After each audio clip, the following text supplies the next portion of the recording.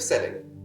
In our lesson about self-concept, another benefit that I want to outline here that is extremely important is that creativity is very much attached to a good self-concept. When we see ourselves as the best in what we do, our ability to recall information from our subconscious mind will be handed to us. So if we think of ourselves as not confident and not good at what we do, we're actually sabotaging our ability to recall information from our subconscious mind. So always remember, say to yourself, I am the best. Visualize yourself in the moment when you're speaking to a prospect and seeing that interaction being really positive. That is going to give you the ability, when you're speaking to that prospect, to be able to recall the right information and behave from a behavior of excellence. It is extremely important. The more you want something, the more creative you will be. So remember that. You need to fight for what you want, and therefore your ability to be creative in the moment and be a true person that is truly confident is very much related to the idea that you see yourself. So having a good self-concept is an extremely important investment that you can do with yourself. The more you understand your product or service, the easier it is to sell. So remember, you need to understand your product very well. You need to understand your service very well. You can never sell something to somebody that you're not truly in line with, you don't believe in. And in order to believe something, it requires you to understand it.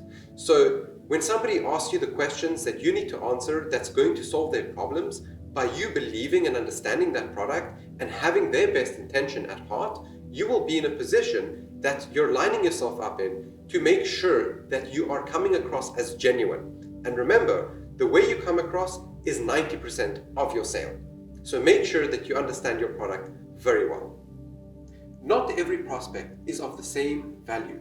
Focus on high value prospects versus low value prospects.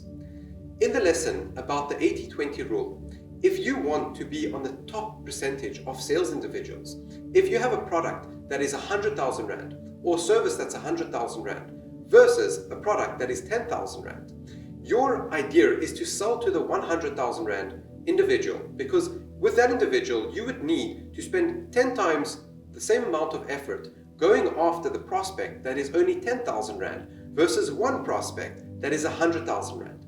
So remember, prioritize your time, prioritize who you're going to contact, and be very strategic with your method. High value communication. Speaking slow versus speaking fast. Remember, it is extremely important to speak slow and clear versus speaking really fast so that you need to buy my product because my product is very good for you. That is not good. So what is really high value about that? When a person hears you speaking slow and clear, they're going to realize that you value what you're saying. You're taking your time and you're not trying to get a result and sell them something really quickly. So it is very important to keep to that principle. Speak slow and clear. You'll find that people are going to respond to you, even in your personal life, in a much more attentive way when you speak in that way.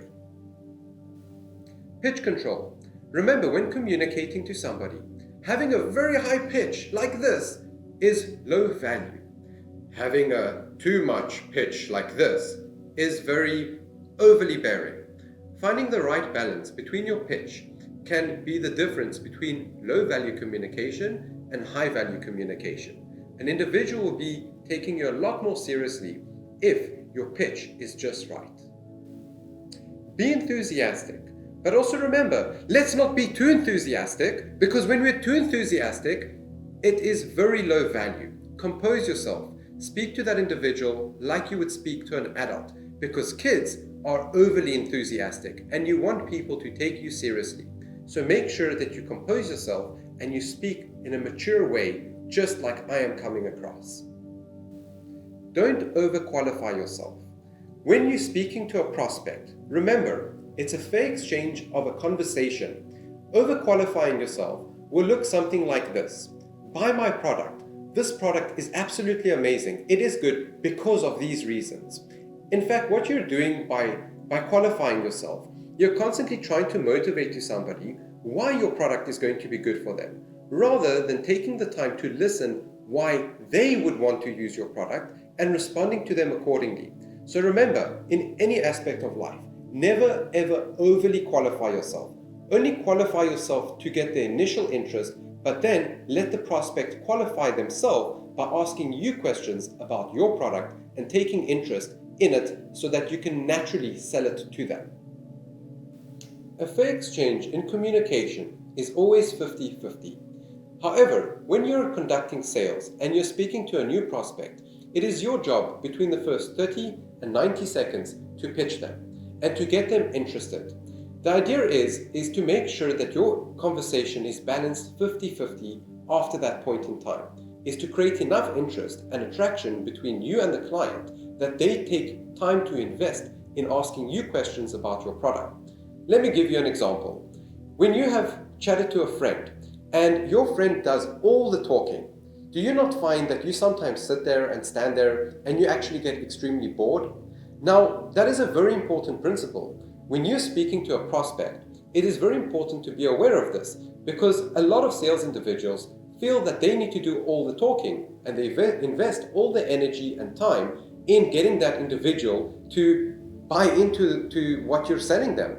And the problem with that is that at the end of that conversation, it's going to feel very one-sided. So make sure to always find the balance between communicating with that individual and how you communicate with them and make it a fair exchange.